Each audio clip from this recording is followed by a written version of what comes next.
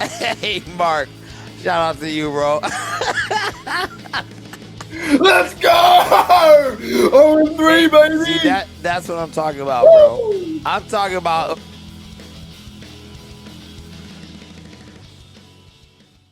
G'day, Steeler Nation Australia. G'day, Steeler Nation Worldwide. And g'day, Steeler Nation Universe.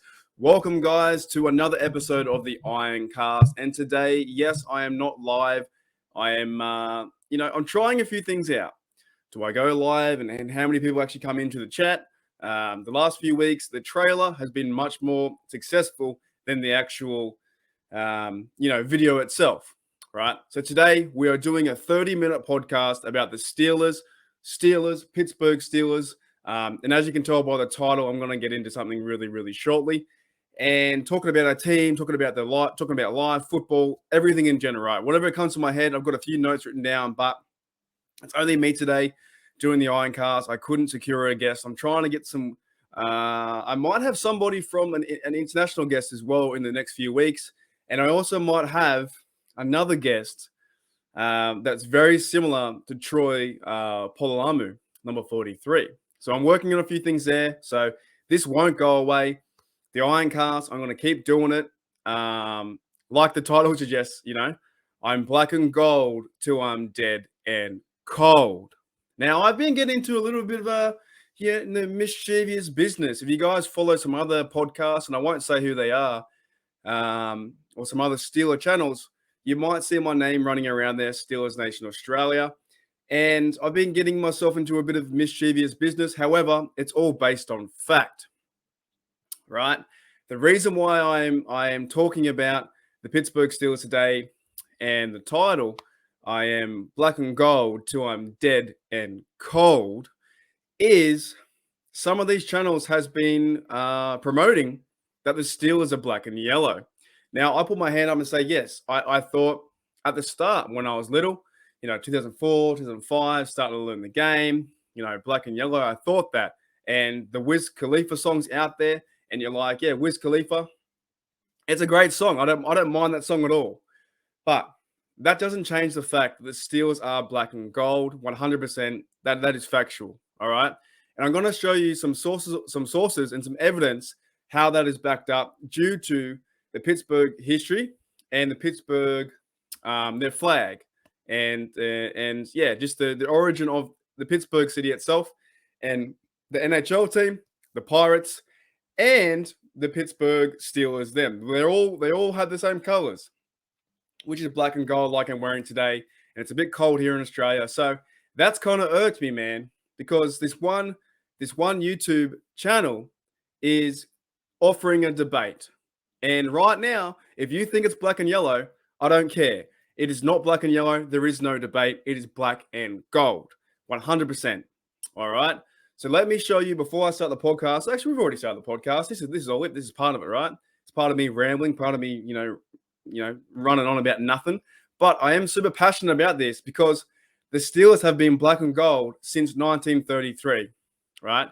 Let me show you this, guys. Let me show you this one thing quickly. Okay, so this may be a little bit hard to read, right? But I found this, and this is all over the internet. Wherever you go, if you do a bit of research, if you take 5 minutes of your time, and if you were to believe it is black and yellow, which it's not, it is not black and yellow. Take 5 minutes of your time, research about the city itself, Pittsburgh, right? And it comes down to it is black and gold as their flag suggests, right? Let me show you guys. Okay, so this is from the city itself, right? Black and gold, Pittsburgh's flag and their great seal. Like that's the civic flag, and that they've had that flag for many, many years. As it says here, as you can see by the color, now look, it does look yellow. I get that, all right? It does look like black and yellow. At the same time, though, I don't care because it's black and gold, all right?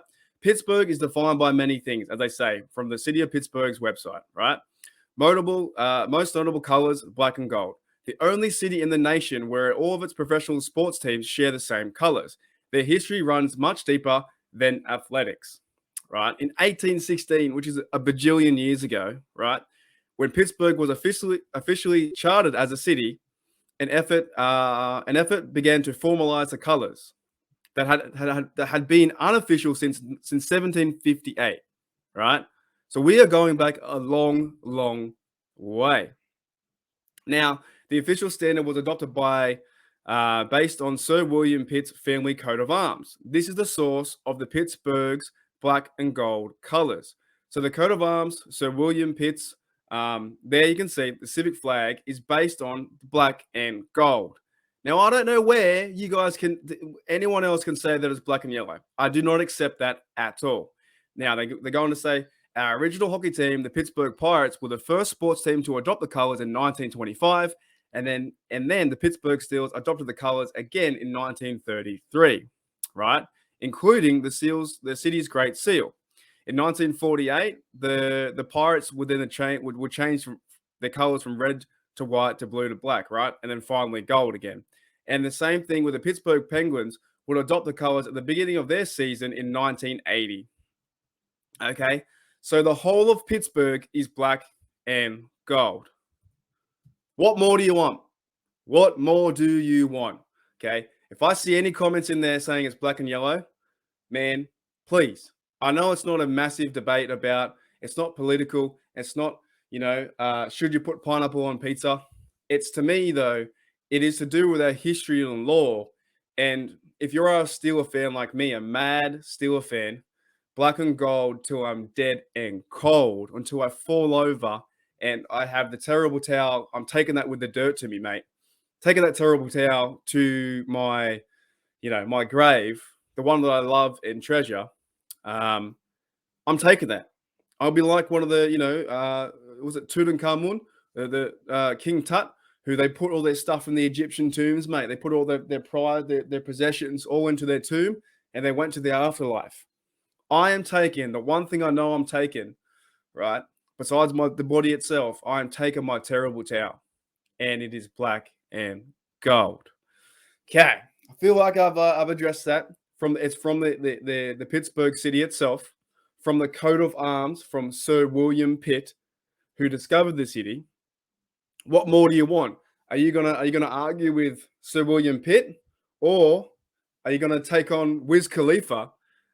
Wiz Khalifa's, black and yellow. No, it's the city. The city is built around black and gold. And it also comes back to the metals and the steel city and the hard nature. It is not black and yellow. All right, it is not.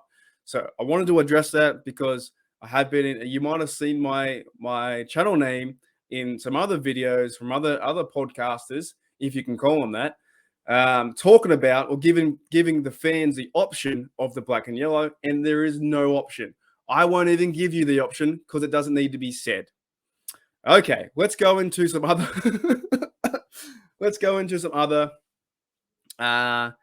What do we want to talk about today? So besides that was a good rant. I like that. That needed to be addressed. That is my fandom coming from my heart, from my passion. This is why I love this team. Okay, let's talk about some free agents too. I want to talk about Mitchell Trubisky. I'm starting to warm up to the idea that Mitchell Trubisky could be our number one. Now, a few weeks ago, I did say that I think Mason will run the team, that Rudolph will be QB number one. And I do want some competition, right? I do want some competition in that QB1 spot. But the reason I say that is I think we at some point during the offseason going into training camp, you do need a certain number one to be named or situated in that spot and say, okay, he's going to be our QB number one. What can we do?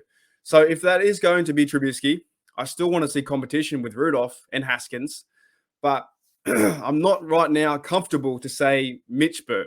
Okay, I'm not that comfortable to say Mitchburg, and the reason being is, we had a Roethlisberger for 18 years, and now a lot of fans are saying you can say whatever you want to say, but now you're saying Mitchburg, and we're buying into him. I know we have to at some stage to buy into him, but I am kind of like, it's that new friend to the group, where you think the new friend's trying really hard to do all these things and get your attention and they're probably a really great person. And I'm very standoffish at the moment. All right. I want to see this team win, but I'm just slowly warming up to the idea that Mitchell Trubisky will be QB number one starter. And as he hands off to Najee and gets this offense moving, we talked about the receiver room the other day. It's quite bare. We have Claypool and DJ and no one really else. We might have Anthony Miller. We have Gunner as a returner. But there's no one really else that, besides Muth and Gentry, the Steelers might go into the receiver room or in the draft and get another receiver. Because who right now is Trubisky throwing to? You look at the receiver room right now, it's Claypool, Deontay, and some other guys. Like we lost, if we address, Juju, we lost him to the Chiefs. We lost James Washington to the Dallas Cowboys. I wish him all the best. Even though Cowboys, man, you're just always 8-8 every year. Ray's gone to the 49ers. Start to work with Debo. It'd be quite fun to watch him over there. But who else do we have? We don't really have too many other people in that receiving room for Mitchell Trubisky to throw to. So I do understand it is March. So these will develop as my fandom behind Trubisky starts to warm up better. I can start to see him now as number one. But I still want to see these other two QBs like Rudolph and Haskins have a chance and be competitive. So it's not bad. It's not bad to have a competitive locker room with the quarterbacks and the QB2s and those guys going out there and giving it their all.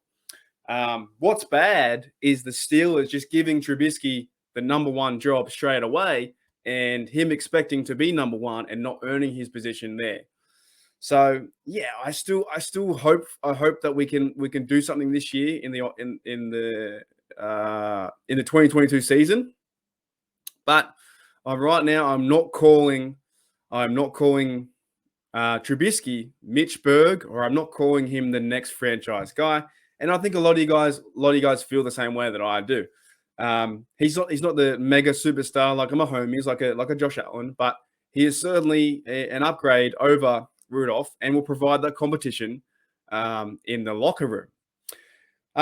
Who else? We have James Daniels and Mason Cole coming in too. This offensive line is also going to be better. Hopefully, this offensive line can be better than last year. Man, it was a bit of a joke last year, right? Ranked 30th out of 32 teams, 91 yards average per rush, like 91 yards a game. Najee played 86% of snaps, and the other guys, the running back two, Balaj and Snell, and those fellas just couldn't get on the field. I don't know what it is, if it is scheme to do with Matt Canada, but they just couldn't seem to get on the field, right? So I kind of want to see going into my ideal offense is if we can get a sure number three, maybe a guy coming from a free agent, like a veteran guy, right? There's still talks of maybe we could land Jarvis Landry, but I don't know. He's pretty high price. Do we go out there and chase Julio and spend the money? Although the Pittsburgh Steelers have already spent a lot of money and done a lot of free agent moves already, we brought in quite a lot of people. We look on the defense too, Miles Jack and Levi Wallace. We brought in quite a lot of people. So are we just happy now to sit back in week 2 of the free agency and say, hey, we did what we need to do. We signed Chooks. We have Moore. We have Dotson there at left guard. And we brought in James Daniels and Mason Cole for the competition. And hopefully, to me, James Daniels looks like a superstar or a black and gold Steeler already. So I'm pretty happy with that. It's just going to see, it's a whole new team. We still have like untested Mitchell Trubisky, who, yes, he had some success, and I think he's 29 wins and 21 losses with the Bears or over his career. Right? He sat out for a year with the Bills, but he's still pretty untested for the Pittsburgh Steelers. So it's going to be interesting to see what can happen the next few, next month going into the draft. Do we get a receiver? Do we get a second running back? I don't know. It's still far too early to tell at this point, right? Way too early to tell at this point. But I'm pretty excited to bring those kind of guys in and for the competition. And I know this is the hard part. This is the moment now. The free agent period's kind of dying down, and this is why I'm trying to get some other international fans. Like I might be getting a guy from France who's a Steelers fan, so that'd be cool. And I might be getting a guy who looks like Troy Polamalu in the next few weeks. If you've seen that character around before too. Not the actual Troy, but pretty close too. Because during this time now, there is just a lot of dead air time. So I appreciate you guys checking out the video so far. And if you've made it through 16 minutes, I do appreciate that. It's bloody awesome, right? It's bloody awesome. Because I'm on the road now to 500 subs. I think I have like 375 or something like that. And we're trying to get there. We're trying to get there as best we can. And you know, if that's me yelling at people for saying it's black and yellow, I'll do it every week. I will say it's black and gold every week. Like I said, I'm black and gold till I'm dead and cold. But yeah, it's really quiet at the moment, right? It's super quiet with the Steelers. We had a big free agent period where things were all crazy. We lost all our receivers, and we're starting to calm down. We're starting to calm down and getting preparation, and even for Mike Tomlin, Kevin Colbert, and Matt Canada are getting preparation for the Pittsburgh Steelers draft in 2022. The other day, Malik Willis had a pro day. Right now, I don't get too involved in these things. To me, a pro day is just putting yourself in that best situation where you can excel and show everyone what you are. There is no defense in front of you. You're telling your receivers to run the best route you can, but it is still quite exciting. It's not, you can't put everything on that, right? You can't say, wow, he threw a 70-yard bomb and he's going to be a brilliant player. However, it was pretty fun to watch. I did see some highlights. I did see Mike Tomlin in the background, you know, smiling. I saw Kevin Colbert smiling, and you start to hear the reports, and you start to hear that, you know, Mike Tomlin went out to dinner or had an interview or dinner or chilled out. I don't know what it was. You know, it could have just been two mates going to dinner. Like, I'll put my hand up too. If I had the opportunity to go out to dinner with Mike Tomlin and some of these Steeler coaches, 100%, I'd be there in a heartbeat. I would love to pick their brain and talk to them and buy them a shot and buy them a beer or whatever. Share, you know, have a Coke with them as I'm sipping my beer. I would love it. I think it'd be fantastic. So the reports now, there was people coming out saying, well, you know, Malik Willis said that Mike Tomlin was, you know, he's a normal dude and he eats wings. And I'm like, that's heaps good, all right? So we can't blow that up too much. However, I wouldn't be surprised if at 20, the Steelers go out and pick up Malik Willis. If he falls that far, I'm not saying we trade up, but if he falls that far, what a great opportunity to be a part of this Steeler team, which is building a defense, which is very similar to like the 08, so they can help us out. You bring in Trubisky for 2 years. You pay that man. Say, man, we need you for 2 years. We need you to hold the ship and do the best that you can. Try and get some playoff wins if you can. Meanwhile, we develop Malik Willis for the future. That to me would be very exciting. If we go out at QB and he falls that far, which is a possibility because I think only the Panthers, the Falcons, maybe the Saints are looking at him, but some teams would do the exact same where they would bring Malik Willis in, draft him at number 11, 12, and what they do is they'd sit him for a year or two. So I kind of hope if the Steelers go that route, I won't be annoyed. They do probably need more help, maybe at the, you know, on the offense for depth or bring in a center, but they did bring in Mason Cole to compete with Green. So if our O-line is already kind of set at starter there, then I would be all for them to go out, and if Malik Willis fell, or even if Kenny Pickett fell at 20, get that QB high. We have a good defense already. If Alualu and Tuitt come back, Miles Jack, and we've already signed the two corners. Joe Hayden's out the door. Thanks, Joe. But, and Edmonds might stick around too. This defense will be top 10, top 5, right? So we have done our due diligence throughout the offseason and the free agent period to set us up as a Pittsburgh Steeler to go out and get the best player available at 20. Now, for instance, what might happen too if Malik Willis is there and say the Jordan Davis guy I've been trying to talk about, the big fella who's like 6'7", 150 kilos plus. If he's there, why not entertain that idea as well by going defense to get stronger on defense. Could you imagine Jordan Davis behind Alualu, behind Montrevious Adams, and you could feature him in certain packages where he could actually start to put more pressure on the pocket, and TJ Watt and Highsmith will get more sacks that way. That would be quite exciting, but he also might go pretty high too. So those are just two people that come to my mind and say, if they do fall, like I say all the time, I'm not a draft expert. I just look at the guys who I go, man, that'd be fun. It'd be super fun to see Malik Willis in the black and gold uniform. See how I'm going back there every time? Black and gold uniform, right? If he were to go there at 20, I would be all arms for him to sit back, chill out for a year, learn the offense, learn the system, learn how Mike Tomlin, Matt Canada like to do things. Don't just throw him to the wolves and get done, absolutely, obliterated by the AFC North, because it's getting quite crazy in the AFC North too, with the Ravens, Bengals, and Browns. Even though the Browns went out and got Watson, right, and they might have sold the house for Watson, and now Baker's like, where am I going? Where's Baker going?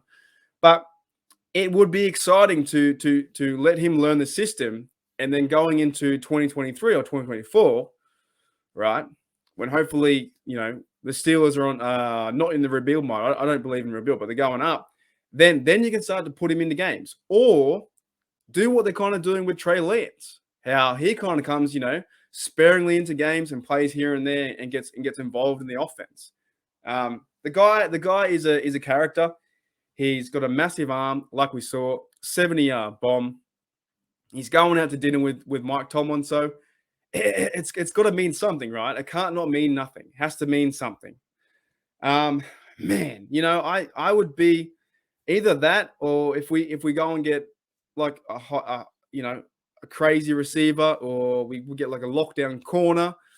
I think the Steelers, the way the Steelers did their free agent signings this offseason, we went and got certain positions that we don't need to look for in the draft now. We can wait the second round or third round. O-line is pretty good to me. Do we get a running back in the second or third? Do the receiver come up in the second? Do we get a corner in the second? It's kind of wide open. But if these players fall, if Malik Willis falls to 20, then I believe you go out and get him. I believe you go out and get him, and you worry about it later, right? Now, to try and end the podcast, what do I want to end with? Do we want to talk about? Let's talk a bit about Watson for being a future Brown. Now, the moment that Watson signed his $230 million deal, it was kind of like the Steelers went from third to fourth, right? However, it's going to be quite interesting to see what happens. Now, I don't want to get too involved in the legal side and that kind of. There's so much crap going on, right? I don't want to get involved in too much of that stuff. There's so much going on. The thing is, though, if he were to be suspended next year, if Watson were to be, if he were to be suspended, right, it would be quite comical of the Browns, because what they've done really is they've sold the house, and they've also pissed off Baker Mayfield. And there's also been links now too with Baker Mayfield being linked to the Steelers, and I just don't think it's going to happen. Right, I really don't think it's going to happen. There was a lady on, I think, Cleveland Brown podcast or something like that. Like, she said, the moment that Baker is cut, then Steelers would pounce on Baker.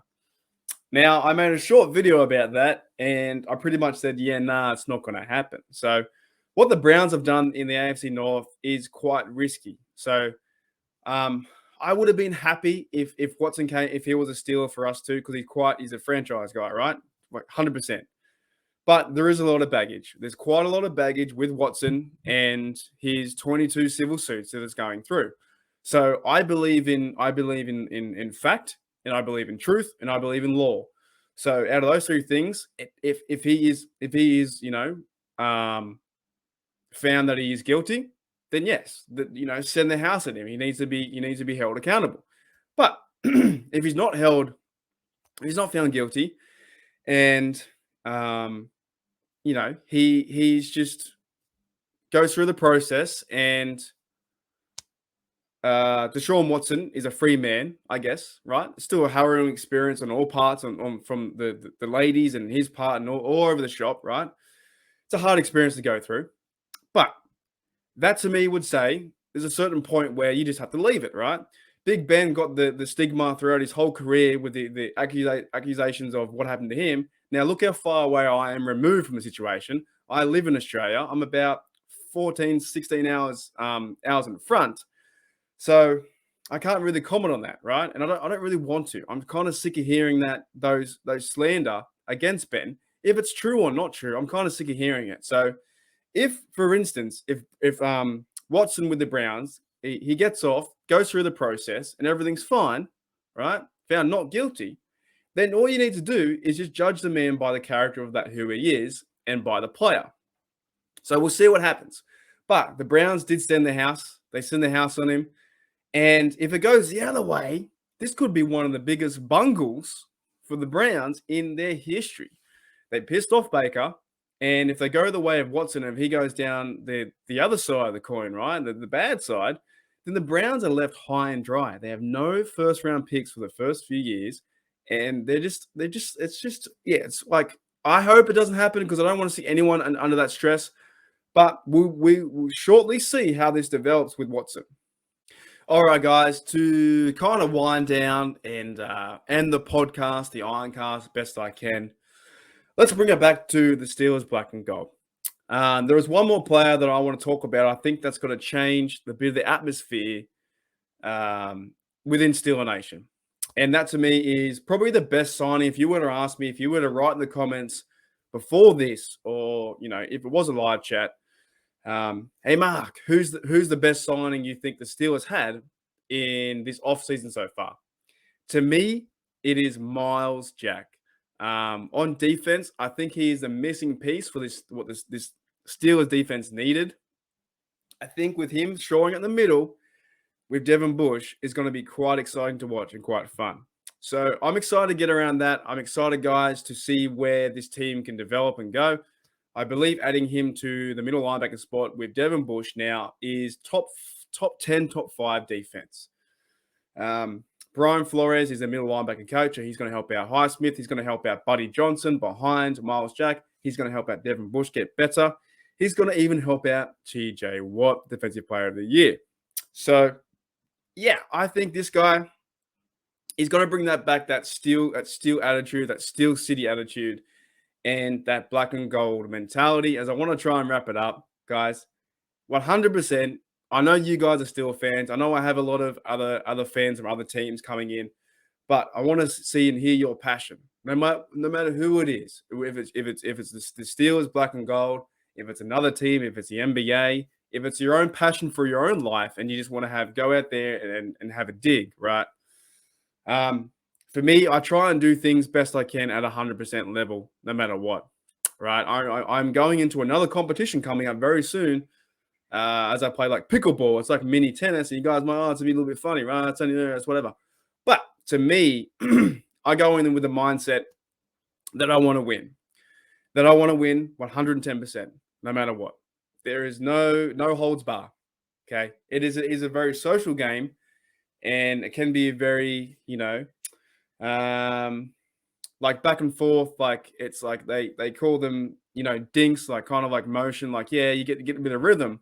But when I play, I really turn up the heat. Like I play as hard as I can. I get in the zone. I get into where I'm not even thinking about nothing else. I've got crowd around me. I've got people going crazy. But all I want to win, all I want to do is win. So I want to bring this back to the Steelers. And if you guys follow any other teams, the reason why I want to talk about the Steelers today, and pretty much every day, is the competitive drive to win. That is why we watch them. We don't watch the Steelers to go out there and lose. I would never cheer my team on to lose, ever. Like, ever. I don't care if the best number one overall pick, if it is Peyton Manning at number one. I don't care. I don't want to see them lose ever. So, yeah, if you guys, like the content and, you're cheering for the Steelers for the black and gold to win, fantastic. If you guys are from other teams, and I know I've got a bit of my fan base, a bit of you guys coming in and saying hello, You guys all over the shop, right? I got Eagles, Green Bay Packers, Chiefs. I got bloody Chargers in there. You guys are everywhere. So yeah, I want to say thanks for you guys for coming in and checking out Steelers Nation Australia. As I tend to wind this down, and that last 5 minutes didn't really make any sense. Basically, what I'm trying to say is at the end of this podcast is, yeah, I'm keen to see how this team can be competitive in 2022, and how I can relate that back to me and shed some light on what I do in my personal life. Is I want to be competitive with this Steelers Nation Australia and other projects that I'm doing, trying to get better and better at my craft every day, trying to make this entertaining for you guys to laugh, smile or whatever, right? You guys need to have a bit of fun on this, because I've always said the moment I don't find it fun, I walk away. I walk away, turn it off, delete the account, see you later, I'm gone, right? So it needs to be fun every time. But what I want to see my Steelers do in 2022 is remain competitive. And I haven't really seen that happen in the last 4 years to do the playoffs. And I know when I go out there for the New South Wales Open coming up in 3 weeks' time, I might even do a live. I might even do a live when I'm like sweating bullets out there. I don't know, right? But I know that I want to be competitive 100%. That's what I want to do. I want to go out there to win. And the Steelers now have lost a lot of players, but we still have the chance to win, right? We're sitting here in March, the 24th as I record, and we still have a chance to win. Black and gold till I'm dead and cold. All right, here we go, Steelers. Here we go.